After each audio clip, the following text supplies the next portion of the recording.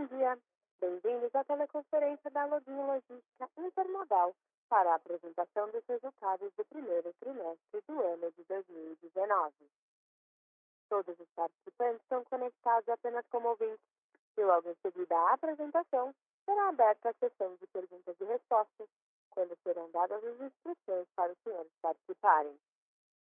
Caso seja necessária a ajuda de um operador durante a conferência, basta digitar *0. Essa teleconferência, acompanhada da apresentação de slides, está sendo transmitida simultaneamente pela internet no website da companhia www.loginlogistica.com.br/ri. Caso algum dos senhores não tenha cópia do release de resultados da Login, divulgado ontem, 14 de maio, após o fechamento do pregão da B3, poderá obtê-lo no website da companhia. Antes de prosseguir, gostaríamos de esclarecer que eventuais declarações que possam ser feitas durante essa teleconferência relativa às perspectivas de negócio da companhia, bem como projeções, metas operacionais e financeiras relativas ao seu potencial de crescimento, constituem-se em previsões baseadas nas expectativas da administração em relação ao futuro da Login. Essas expectativas são altamente dependentes do desempenho do setor de logística, das condições do mercado interno, do desempenho econômico geral do país e dos mercados internacionais. Portanto, estão sujeitas a mudanças. O senhor Marco Calduri, diretor-presidente, e o senhor Gisomar Marinho, diretor financeiro de RI, comentarão o desempenho da companhia e os principais acontecimentos do trimestre. Logo em seguida, ficarão disponíveis para responder às questões que eventualmente sejam formuladas. Por favor, senhor Marco, pode prosseguir. Bom dia a todos. Obrigado pela presença na teleconferência de resultados referente ao primeiro trimestre de 2019 da Login Logística Intermodal.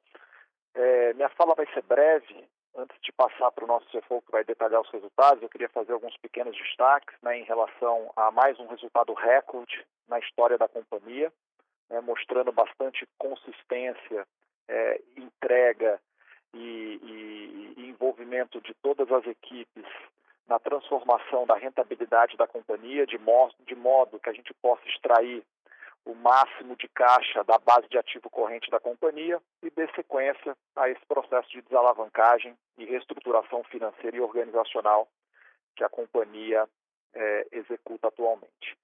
Destaques iniciais no primeiro trimestre foi que mesmo em um trimestre que tipicamente tem uma sazonalidade um pouco mais baixa, em especial nos meses de janeiro e fevereiro, tivemos volumes bastante fortes na cabotagem, em função da sequência da conversão da carga rodoviária para o modal da cabotagem, contribuindo para o crescimento do nosso negócio de navegação costeira e, claro, também contribuindo para a expansão da nossa rentabilidade, conforme o nosso CFO vai demonstrar pela expansão de EBITDA e margem EBITDA do nosso negócio.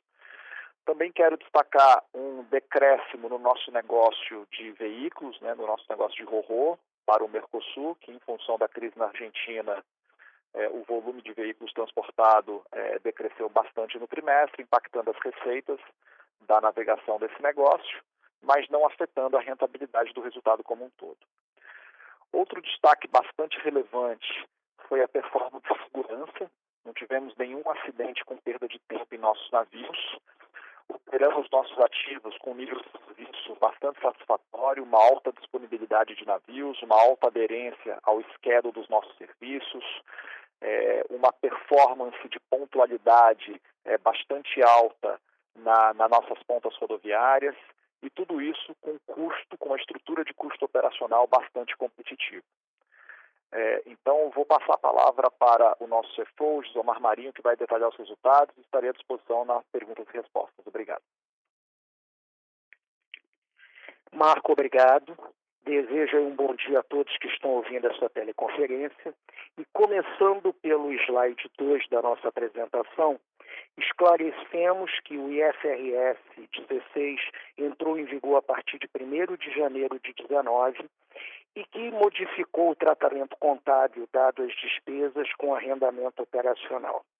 Os ativos que são objeto desse tipo de contrato passaram a ser contabilizados no ativo imobilizado como um direito de uso do bem e amortizados por todo o tempo de vigência dos contratos.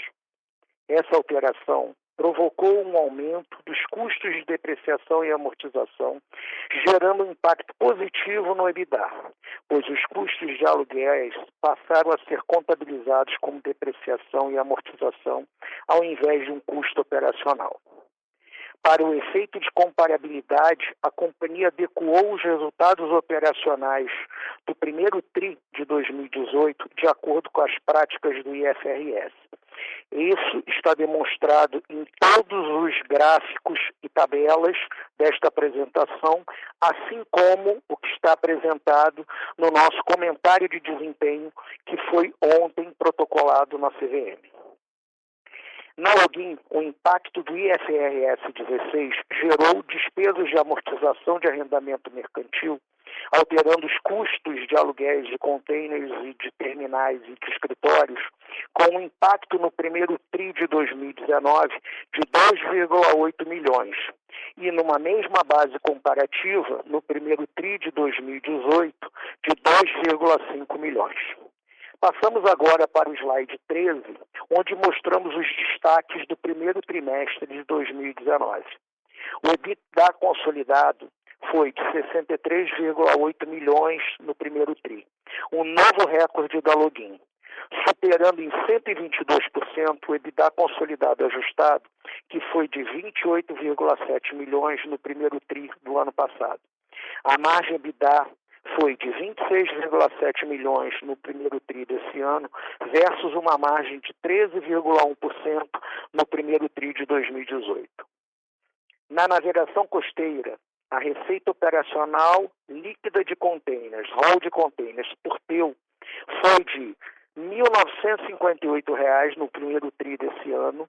Este indicador superou em 26,6% o valor de R$ 1.546 auferidos no primeiro TRI do ano passado.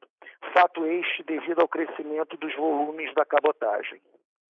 O EBITDA da navegação costeira foi de 54 milhões no primeiro TRI deste ano, mais um novo recorde da Login, e superou em aproximadamente 82% os 29,7 milhões do mesmo TRI do ano passado. O terminal de Vila Velha, o TVV, o EBITDA foi de 19,9 milhões no primeiro TRI de 2019, apresentando um crescimento de 176% quando comparado aos 7,2 milhões do primeiro TRI de 2018. Esse resultado deveu-se aos esforços para maximizar o potencial de geração de receitas do terminal. Indo agora para o slide número 4, temos a receita operacional líquida consolidada da companhia. No primeiro TRI de 2019, a ROL foi de 238,7 milhões, representando um crescimento de aproximadamente 9% quando comparado com o primeiro TRI de 2018. Este crescimento da ROL reflete o aumento das receitas do transporte de containers e do TVV, que foi negativamente impactado pela menor receita do transporte de veículos entre o Brasil e a Argentina, devido à crise naquele país, como já mencionado pelo Marco na introdução desta conferência. Indo para o slide número 5, temos os custos de serviços prestados consolidados, o CSP. No primeiro trimestre desse ano, o CSP foi de 172 milhões, representando uma redução de 5% devido ao menor custo com o afrentamento dos navios roll-on, roll-off, utilizados no transporte de veículos, que teve também um impacto na ROL negativo, conforme já mencionamos no slide anterior. Passando para o slide número 6, falaremos das despesas operacionais líquidas consolidadas no primeiro TRI de 2019. Estas despesas operacionais líquidas foram de 2,9 milhões, versus um resultado positivo de 28,6 milhões no primeiro TRI de 2018. este impactado pelo reconhecimento do crédito fiscal PIS e COFINS no valor de 37,8 milhões no ano passado, que foi um evento não recorrente. Passando agora para o slide número 7, apresentamos o EBITDA ajustado consolidado da companhia. No primeiro TRI de 2019, o EBITDA ajustado consolidado foi de 63,8 milhões, um recorde, representando um crescimento de 122%, e uma margem EBITDA de 26,7%, também um novo recorde para a companhia, ficando 13,6 pontos percentuais acima da margem do primeiro TRI de 2018. Ressaltamos que o EBITDA de 2019 não foi impactado por nenhum resultado não recorrente, diferentemente do resultado do primeiro TRI do ano passado, que teve reconhecimento dos créditos de PIS e COFINS. Indo para o slide número 8, temos a composição do EBITDA consolidado ajustado por negócio. No primeiro TRI de 2019, o EBITDA da navegação costeira foi de 54 milhões, representando um crescimento de aproximadamente 82%. O EBITDA do TVV no primeiro TRI de 2019 foi de aproximadamente 20 milhões, representando um crescimento de 176%. No primeiro TRI de 2019, os terminais intermodais apresentaram um EBITDA de 4,3 milhões, apesar de não contar mais com o resultado proveniente do Tercam, terminal de Camaçari, que foi dado em dação ao Santander para abatimento da dívida com esta instituição financeira no terceiro TRI de 2018. Ou seja, este EBITDA ficou em linha com o EBITDA de 4,4 milhões dos terminais no primeiro TRI de 2018. Face ao exposto, o EBITDA ajustado ficou em 63,8 milhões, representando um crescimento de 122%.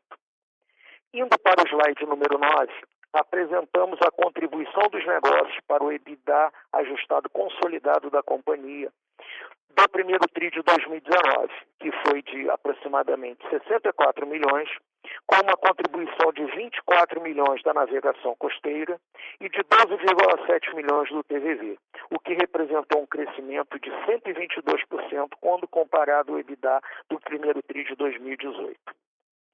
Passamos agora para o slide número 10, onde temos o demonstrativo do resultado consolidado do primeiro TRI desse ano versus o primeiro TRI de 2018.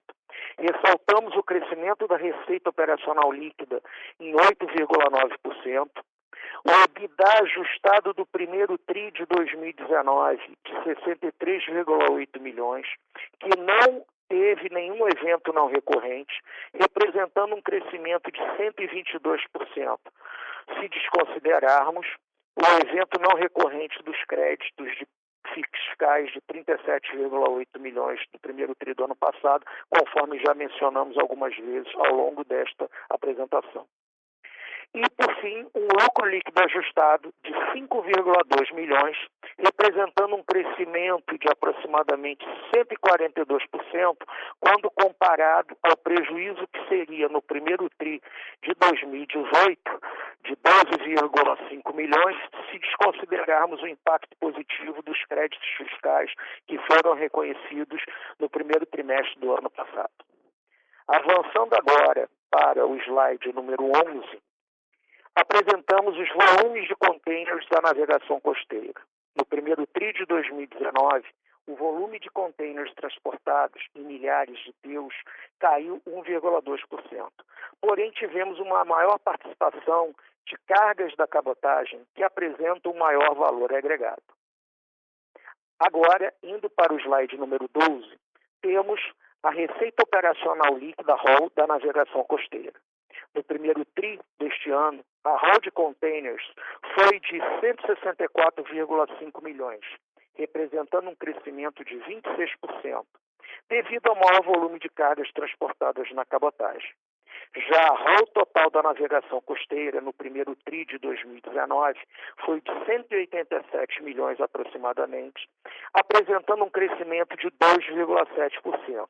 crescimento este impactado negativamente pela menor atividade do transporte de veículos devido à crise argentina, como já foi mencionado ao longo desta apresentação. No slide 13, ressaltamos que o ciclo de alta do preço do bunker, que é o combustível utilizado nos nossos navios, pressionou os custos fixos da navegação costeira. No primeiro TRI de 2019, o bunker apresentou um preço médio de $426, ou seja, 6,2% superior ao que foi praticado no primeiro TRI do ano passado.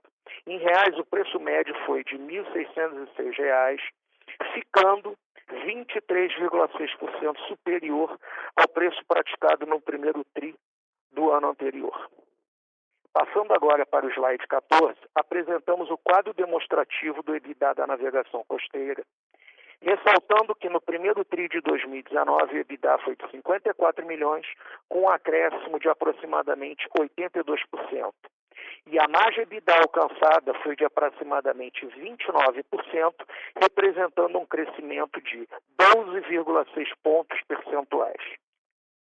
Indo agora para o slide 15, demonstramos a abertura do EBITDA da navegação costeira no comparativo do primeiro TRI desse ano com o primeiro TRI do ano anterior, cujo crescimento teve uma contribuição de 5 milhões da receita operacional líquida, devido ao crescimento da roda de containers, apesar do impacto negativo do transporte de veículos.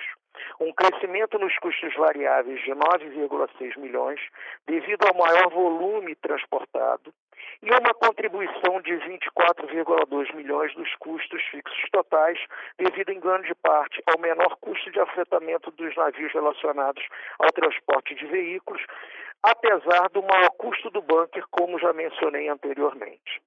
Desta forma, chegamos a um EBITDA ex-AFREM de 40,2 milhões e, após o AFREM de 13,8 milhões do primeiro TRI desse ano, chegamos ao EBITDA de 54 milhões que alcançamos no primeiro TRI de 2019. Movendo agora para o slide número 16, vamos falar agora dos volumes movimentados no terminal Vila Velha, o TVV. O crescimento na movimentação de containers no primeiro TRI de 2019 foi de 25% aproximadamente, com destaque para o aumento dos volumes de café e a maior movimentação de chapas de granito. A menor movimentação de carga geral no primeiro TRI de 2019, na comparação com o primeiro TRI de 2018, o que representou uma queda de 23,8%, conforme está demonstrado no gráfico à direita desse slide, deveu-se, apesar de terem as cargas movimentadas, gerando mais receitas acessórias. Passando para o slide número 17, temos a receita operacional líquida do TVV, que no primeiro TRI de 2019 foi de 44 milhões, representando um crescimento de 50,5%. Destaque para a maior geração de receitas acessórias no primeiro TRI desse ano, o que reflete uma maior exploração do potencial de serviços complementares à movimentação de containers no TVV. Passando para o slide número 18, apresentamos o quadro demonstrativo do EBITDA no TVV, no comparativo entre o primeiro TRI desse ano com o primeiro TRI de 2018. Tivemos um crescimento da receita operacional líquida de 50,5% e chegamos a um EBITDA no primeiro TRI desse ano de 19,9 milhões, com um crescimento de 176%. E tivemos uma margem EBITDA de 45,1%, representando um crescimento de 20,5 pontos percentuais.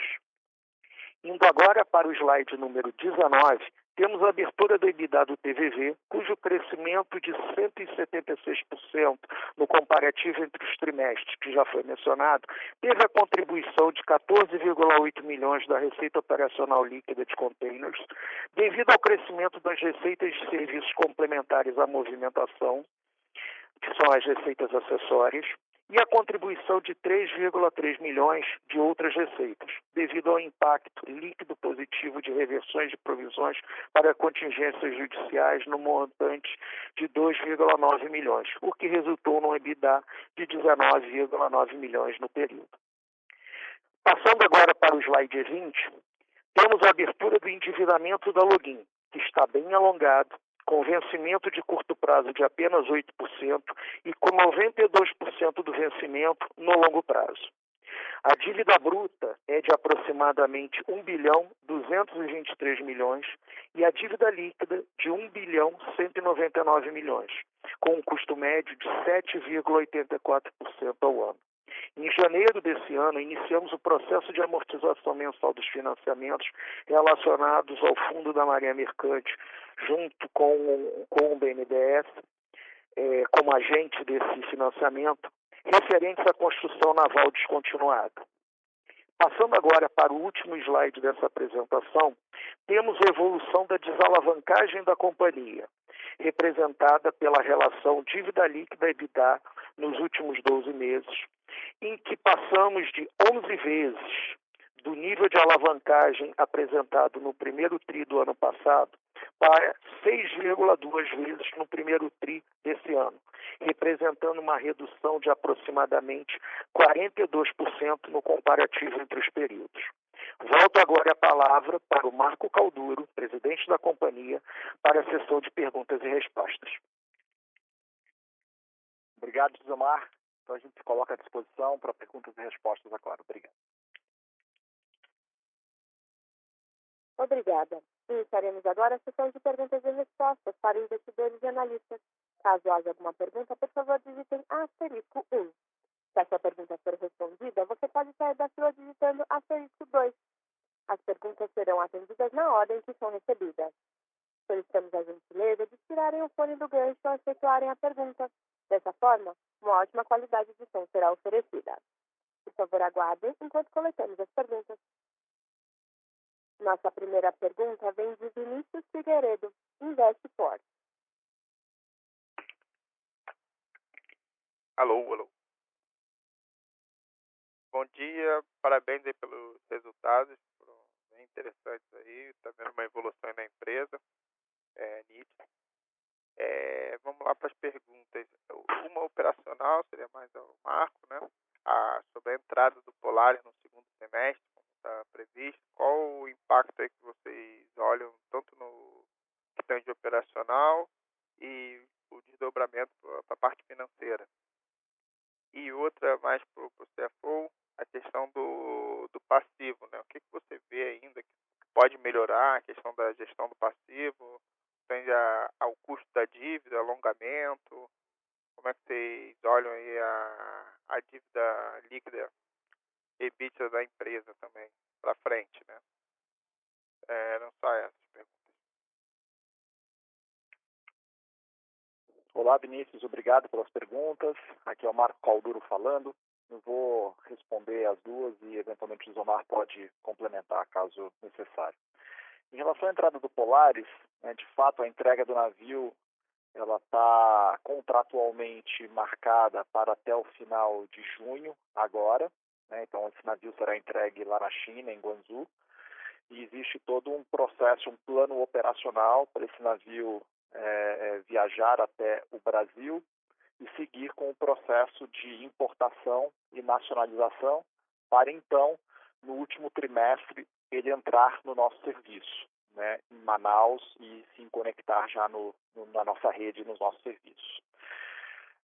Então, do ponto de vista operacional, existe todo um plano detalhado para a entrada desse serviço e, dentro desse plano, a expectativa é que isso aconteça ao longo do último trimestre, de forma mais específica, no mês de novembro, meados de novembro, a gente espera ter o Polaris em operação e provavelmente não vai ocasionar nenhum impacto operacional, porque existe um plano de phase-in desse navio e phase-out do navio que ele irá substituir.